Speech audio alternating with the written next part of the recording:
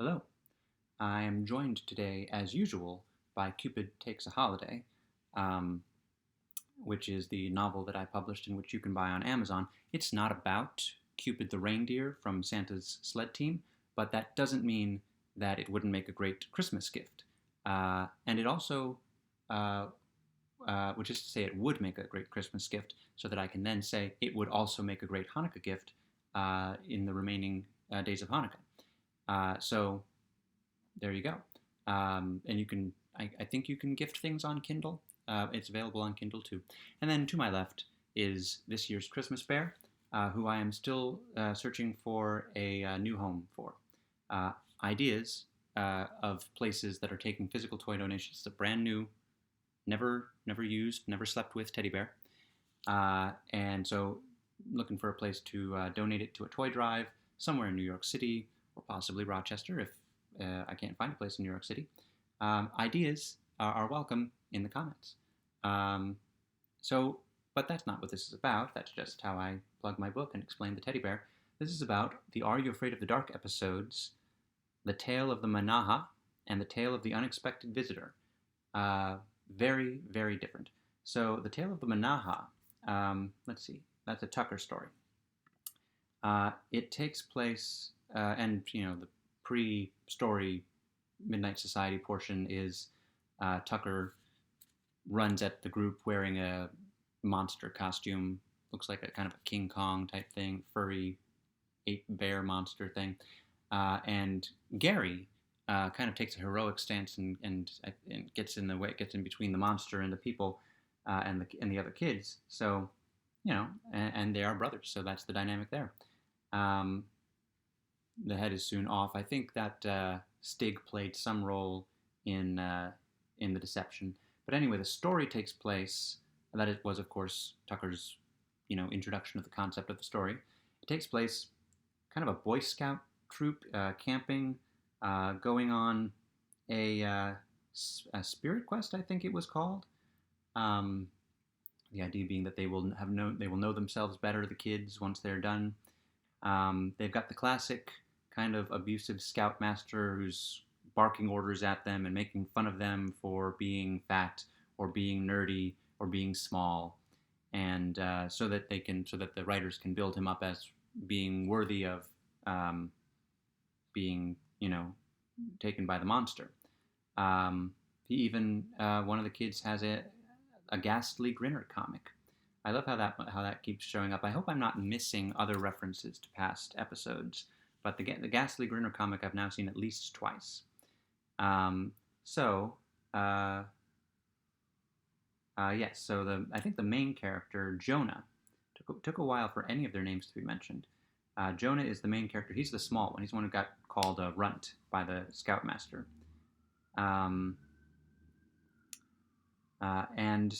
Here's the line where I recognize that I'm pretty sure I've seen both of these episodes at least once, because there were a couple of lines, but this was the first one that got me thinking I've heard that before. The Scoutmaster's backpack falls over a small cliff, and then he tells and I think it's Jonah's fault. He tells Jonah to go down there and get it. Jonah doesn't want to, so the Scoutmaster says, "Climb down or fall down, but you're going to get the pack," or something like that. And "climb down or fall down" was, I've heard that before. Now I may have heard that somewhere else, but there were a few other lines that I didn't write down that suggested to me that I was familiar with this. When Jonah goes down, he finds a cave, and he goes into the cave, and there's this shaman with war paint and furs, very little clothes, and he warns Jonah about the Manaha, which are, I guess, a bunch of spirit monsters in the woods that are released. And the Scoutmaster and the rest of the crew eventually join Jonah in the cave. The shaman has disappeared, as is the way with these characters. The shaman sees the cave drawings and this little idol resting on a rock, and says that he could become rich and famous for discovering the cave. Taking credit, even though Jonah discovered the cave, even though probably a lot of people know the cave is there. People go through the woods. But anyway, Jonah tries to warn no that the guy he was here, he warned about the Manaha. We shouldn't, and of course the Scoutmaster doesn't care.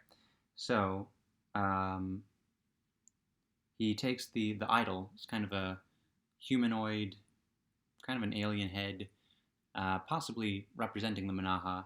I don't know, but in a kind of fetal position, but fetal position upright, if that makes sense. Um, just like it's like as though sitting against a tree hugging its knees or something. Um, and Jonah's all freaked out about this. And so when they get to a ranger station and the ranger doesn't immediately respond to their calls, he says the Manaha got the ranger. Um, this is the state he's in because he's the only one who knows who got the warning from the shaman.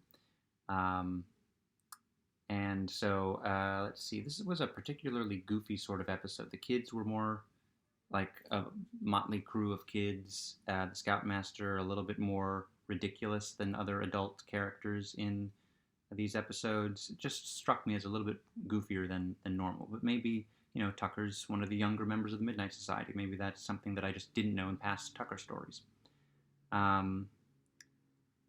Jonah ends up, he doesn't want to spend much time in the woods alone, so he doesn't get enough wood for the campfire that night. The Scoutmaster goes in and is taken by the Manaha. And then, oh, yes, and his name is Lonnie, I finally wrote down. And the kids, once they realize they've been taken, they find a huge footprint. It looks kind of like a Bigfoot footprint.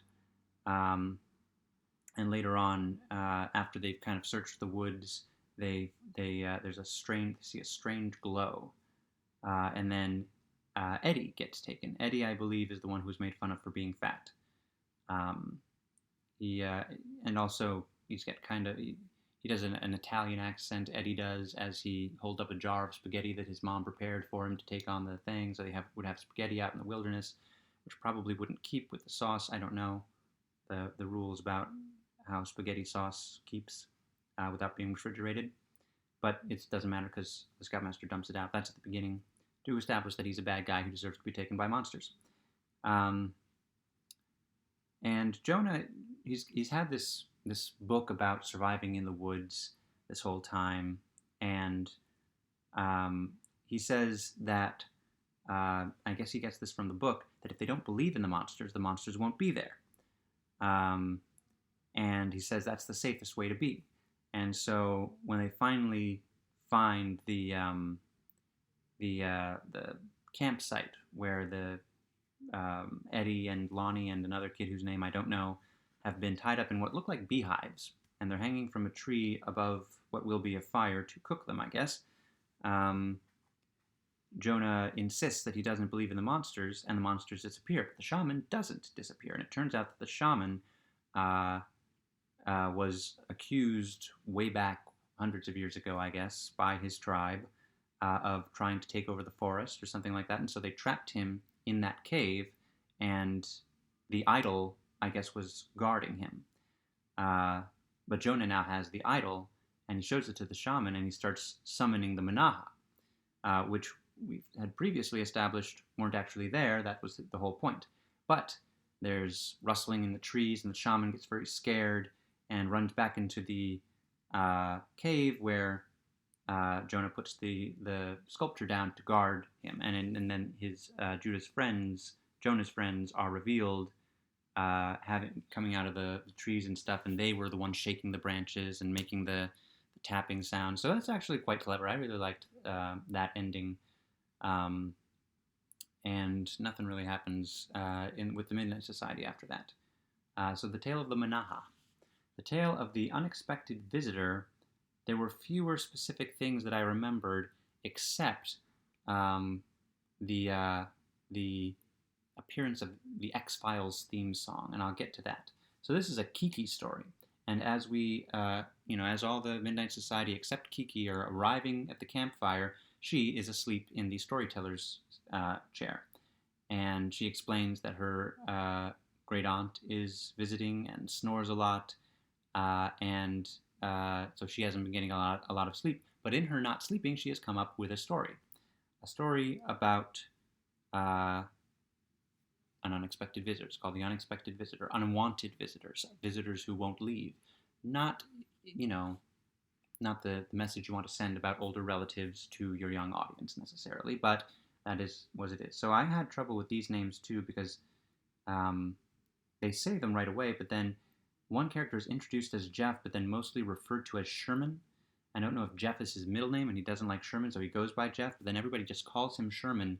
And when his little brother does it, he says, or the first time the other character, Perch, which is a weird name, says it, he says, "Don't call me Sherman," and sometimes he says Sherm. The best Sherman ever on screen is Sherman in The Nutty Professor, one of the greatest comedies ever. Anyway, Perch and Jeff / Sherman, heretofore referred to as Sherman, they decide to form a band. They're two friends, not brothers. They decide to form a band. Perch is kind of like the classic 90s grunge, long curly hair, rock t-shirts character kid, and Sherman is more not nerdy but buttoned up, and Perch plays the rock and roll guitar with feedback, and Sherman plays the keyboard with a little bit of feedback. And they disagree on what kind of music. They know they want to make music together, they just don't know what kind of songs to write because they disagree on what makes a good song. Sherman's dad, it turns out, has a home office full of computers and a huge satellite dish in the yard because his job is the Peabody Project. Involves deep space communication. But they're going to use these computers to steal a video game and play it on the computers. So anyway, there's a little brother as well, and they're not supposed to be using the computers. So when the little brother knocks on the basement door or office door, it wasn't clear to me if they were in a basement or an office, and in exchange for his silence, he wants his brother Sherman to make him a banana split. And so this is what Sherman is doing while Perch contacts the aliens. And the way that he does this is he opens up the Peabody Project folder that Sherman's dad left out, and then it follows the instructions because he wants to communicate with the aliens, and it says record a message to send. And so what he does is he plucks out a tune on the keyboard, and it is, I suppose if it were part of a YouTube video, it would be referred to as a sound-alike of the X-Files theme song. It's not quite the X-Files theme song. I'm guessing for copyright, I'm guessing it's just outside of copyright restrictions. But it sounds a lot like the X-Files theme song. And then he receives a message in return. And, Sherman eventually finds out, and they close down all the computers and everything right before the parents get home. And when the parents get home, they look disappointed. They say, "You did the one thing we said you shouldn't do." And of course, this is the whole fake out of, we're supposed to think that the parents know about the computer thing, but no, it's they gave ice cream to the little brother when he was right about to go to sleep, but now he won't sleep. So there's that. But we mustn't forget, they sent a message to aliens and they got a message back. So, in the middle of the night, the dog, family dog, Montana,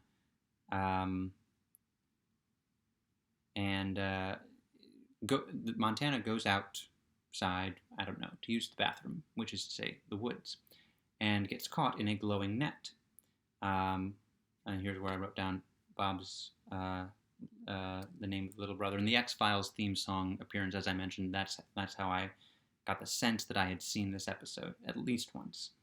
And we find, so Bob's the little brother. So next morning, Perch and Sherman are discussing this, and the mom is hurrying out to the car, or maybe it's afternoon by this point, because she says that the dad has a banquet and she's got to get to the banquet, and so it's going to be another night without the parents in the house.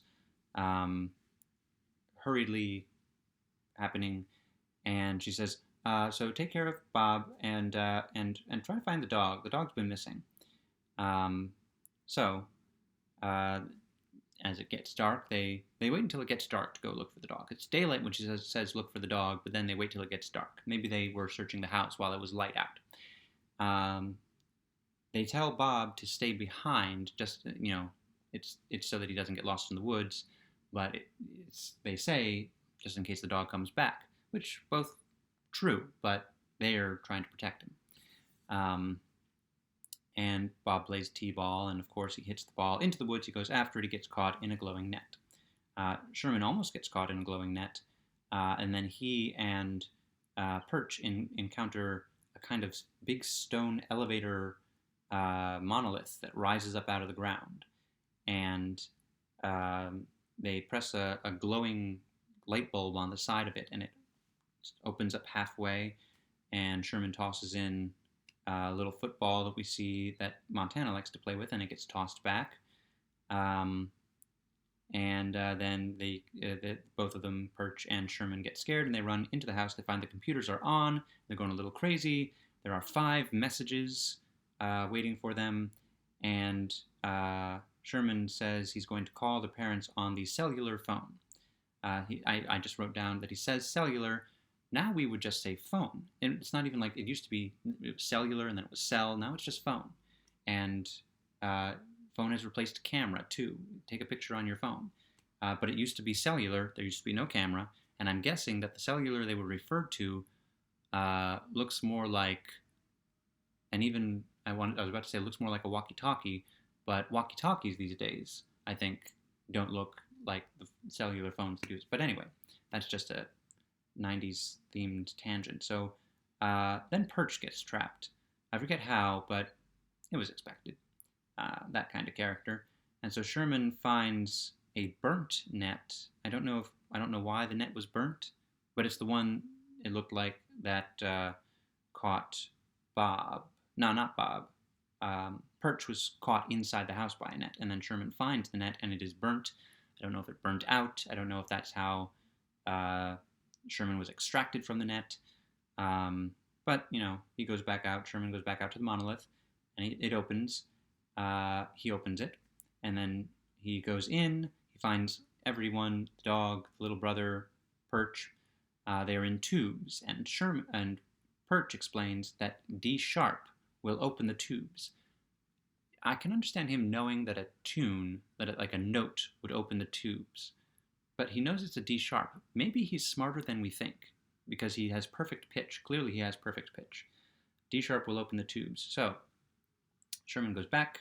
He records a D sharp into his boombox, brings the boombox out, gets caught in a net. But then he just wriggles out of his shirt because his shirt was caught in the net. And so he drops the boombox. So when he gets back into the monolith, he tries to play it. It's a little warped. He shakes it, bops it, and it plays fine, and opens the tubes.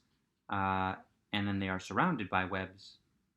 Or I think they leave. They get out into the forest, but then they're surrounded by webs.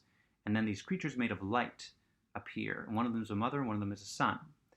And the mother explains the son had come to play with toys because the X-Files theme song that they sent to the aliens in their language means we are toys. And so that's the message that was sent, it turns out. And before they speak, the mother goes through a bunch of Earth languages. The only one I remember is French. Spanish was probably in there, in order to get to English. And then she explains that she explained to her son that they're not toys. She's taking him back.